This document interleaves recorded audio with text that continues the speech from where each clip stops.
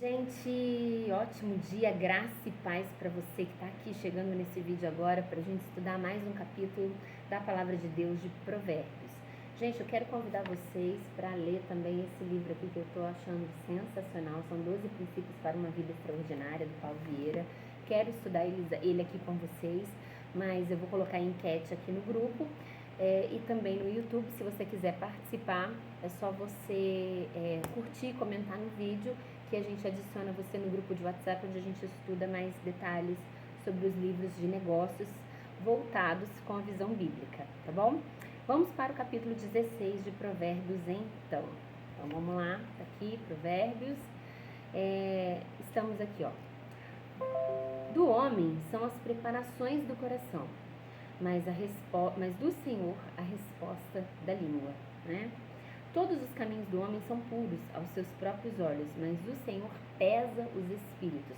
Os olhos do Senhor estão sobre toda a terra e Ele busca, é como se fosse um filtro, onde Ele consegue ler as intenções do coração, né? Confia tuas obras ao Senhor e os teus pensamentos serão estabelecidos. Ou seja, se você pegar o seu desejo, o seu pensamento, o seu projeto e você confiar, entregar ele ao Senhor, está dizendo aqui que os seus pensamentos serão concretizados. Então, quando você confia no Senhor, aquilo que você pensa vai acontecer. Eu estou nesta fé desse versículo aqui, porque eu creio que esse ano de 2024, ele já está sendo um ano totalmente recheado de bênçãos na minha vida. Ele está sendo um ano, assim, de a glória da segunda casa, tá? Então, realmente, assim, está sendo um momento que a gente está muito confiante com tudo que vai acontecer, né? É como diz no Salmo 112, ao justo nasce luz nas trevas. No pior momento da nossa vida, nasce a luz que vai trazer tudo aquilo que a gente precisa. E como Deus nunca faz do jeito que a gente pensa, Ele faz infinitamente mais do que a gente possa pedir ou pensar. Eu estou extremamente entusiasmada porque eu estou vendo esse cumprimento na minha vida. Então, vamos lá. O Senhor fez todas as coisas para si, sim, até o perverso, para o dia mau. Ou seja, quando Deus criou o mundo, antes, Ele criou o perverso, Ele criou o mal, Ele criou Satanás. Mas é bom que as pessoas vejam aquilo que é ruim, para que elas possam valorizar aquilo que é bom. Eu acredito que Deus pensou dessa maneira, né? Eu, na minha pouca sabedoria, eu acredito que Deus, Ele queria provar ao homem que Ele era bom. Ele queria mostrar. Então, Ele precisava do mal para que as pessoas vissem aquilo que é o bom, né? Às vezes, a gente precisa deixar ir. A gente precisa deixar os nossos filhos provarem aquilo que não é tão bom, para que depois ele dê valor para você, como pai, como mãe.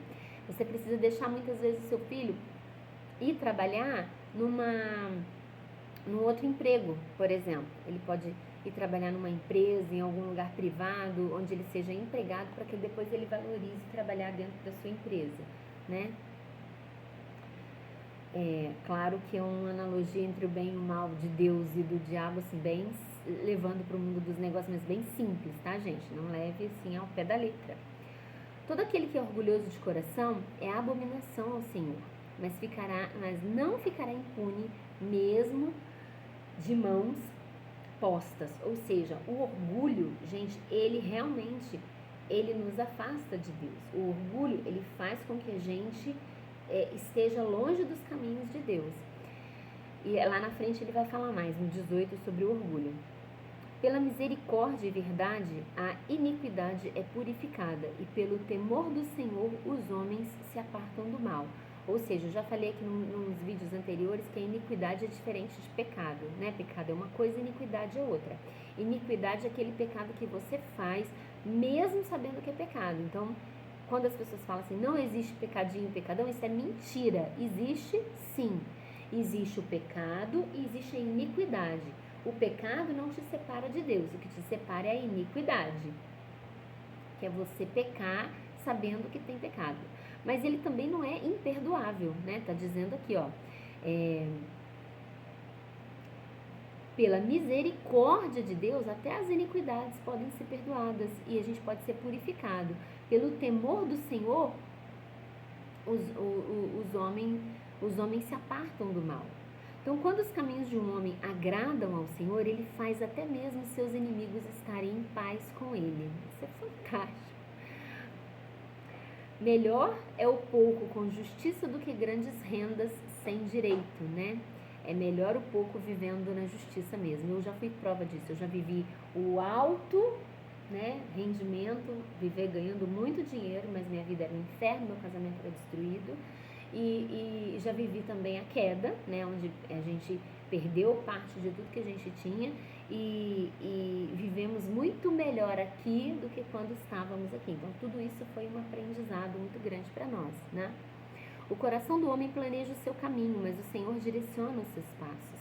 Porque o Senhor, ele vai trabalhando ali como se fosse um xadrez. E aí, às vezes, vem uma má notícia, ela não vem como você planejou, mas você já fecha o seu coração ali e já fala: Senhor, fechou, mas eu creio na tua provisão. Eu creio que o Senhor está no controle disso daqui e que a sua vontade é boa, perfeita e agradável. O Senhor vai fazer de acordo com o seu querer. E acaba que Deus move o tabuleiro do xadrez de um jeito que acaba acontecendo algo que te favoreça muito mais. Nos lábios do rei está a sentença divina, e a sua boca não transgride em julgamento. O peso justo e a balança são do Senhor. Todos os pesos da bolsa são sua obra. Então a gente não precisa se preocupar com a injustiça, a gente nem precisa se defender da injustiça, tá? Quando a pessoa vem agindo injustamente contra nós, a gente só tem que levar essa causa diante do Senhor, porque os pesos da justiça estão nas mãos dele. Ele é que vai fazer essa balança. E até a vingança, né? A palavra de Deus fala que a vingança pertence ao Senhor. Pegue os seus fardos e coloque no Senhor Jesus, porque o fardo dele é leve, o fardo dele é suave. Então imagina, se alguém cometeu uma injustiça grande contra você, não revide, simplesmente leve ao Senhor e ore por aquela pessoa que cometeu essa injustiça, né? Que não é fácil, tá? Orar pelos inimigos, nossa, só Deus para nos dar força para orar pelos inimigos.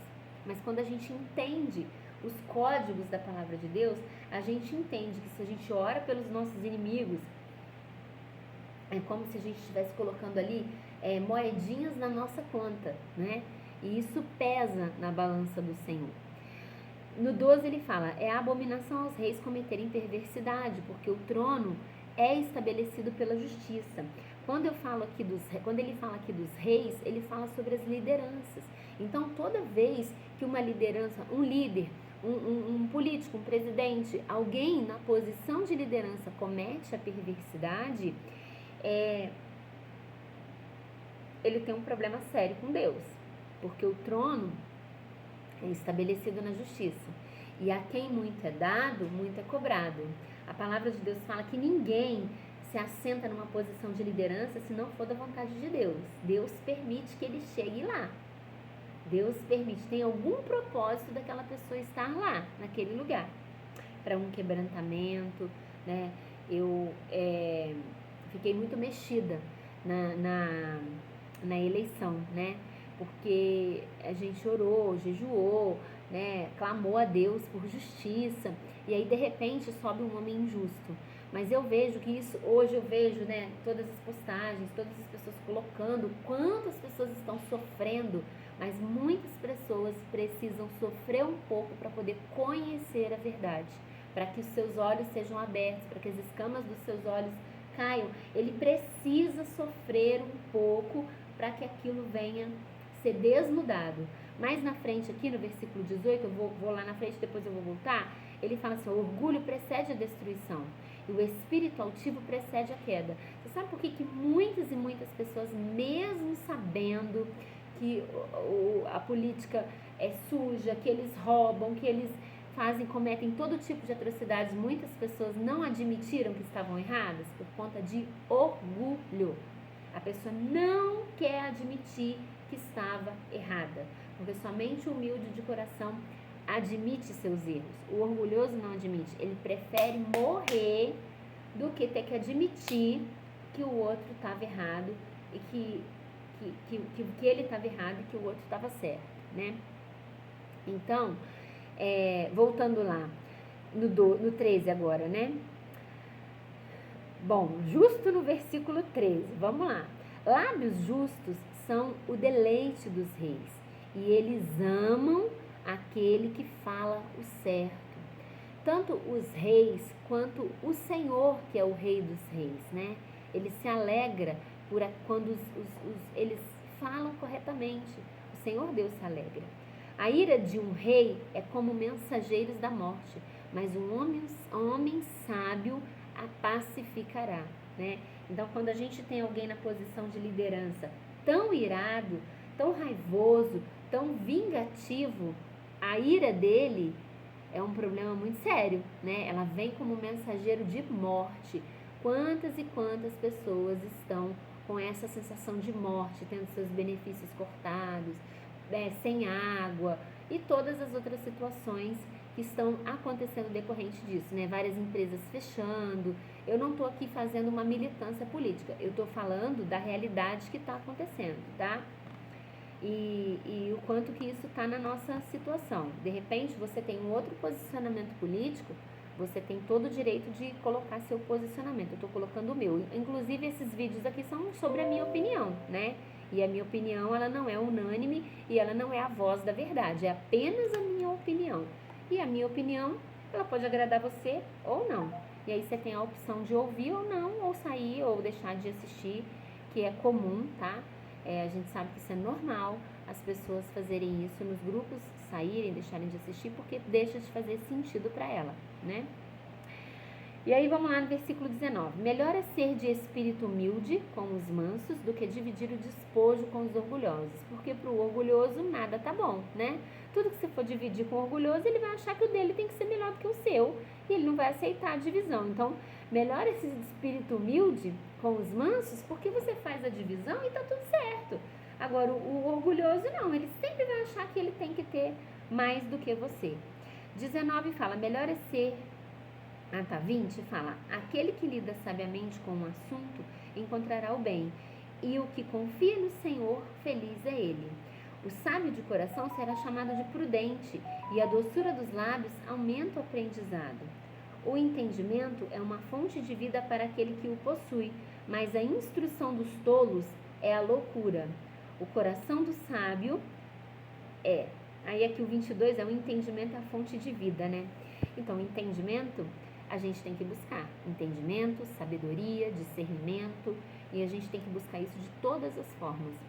A instrução dos tolos é a loucura. Muitas vezes os tolos não buscam a instrução, eles não procuram essa instrução, eles confiam na própria instrução, que vem da ideia da cabeça deles, não daquilo que está acontecendo no mundo. Ele acha e ponto. Por isso é uma loucura, né? O coração do sábio ensina a sua boca e acrescenta o aprendizado aos seus lábios. Palavras agradáveis são como um favo de mel, doce para a alma e saúde para os ossos. Há um caminho que ao homem parece direito, mas o seu fim são os caminhos da morte. O trabalhador trabalha para si mesmo, porque a sua boca lhe implora por isso. O homem ímpio cava o mal, e nos seus lábios há um fogo ardente. Ou seja, os seus lábios são como labareda de fogo, ou seja, o que ele fala é sempre inchado de muitas coisas ruins, né? O homem perverso semeia contenda e o intrigante separa os maiores amigos. Um homem violento incita o seu vizinho e o leva para o caminho que não é bom. Ele fecha os seus olhos para imaginar coisas perversas. Movendo seus lábios, ele efetua o mal. As cãs é uma coroa de glória. Cãs são os cabelos brancos, tá? Se for encontrada no caminho da justiça. Ou seja, os cabelos brancos, eles são uma coroa de glória se forem encontrados no caminho da justiça. Aquele que é tardio em se irar é melhor do que o poderoso, e o que domina o seu espírito do que aquele que toma uma cidade. Domina o seu espírito, domina a si mesmo, domina a sua língua. Para mim, baseou esse capítulo nesses 2 versículos. O orgulho precede a destruição e o espírito altivo precede a queda. E o 32, aquele que é tardio em se irar é melhor do que o poderoso, e o que domina seu espírito do que aquele que toma uma cidade. Beijo no coração de vocês. Espero que vocês estejam gostando dessa leitura. ela não é como um capítulo de um livro que a gente consegue trazer várias coisas ali juntas. Então, ele é uma leitura diferente, né? Mas a gente já está voltando aí com os próximos capítulos, os próximos livros, e eu quero deixar isso bem explícito para vocês, para que a gente consiga ter um próximo livro em fevereiro muito bom, tá? Eu vou atualizar até o dia 31 de janeiro, a gente finaliza Provérbios, para em 1º de fevereiro a gente começar o próximo livro. Eu já vou deixar a enquete aqui hoje dos livros que vocês desejam pra gente estudar, tá bom? Um beijo no coração de vocês.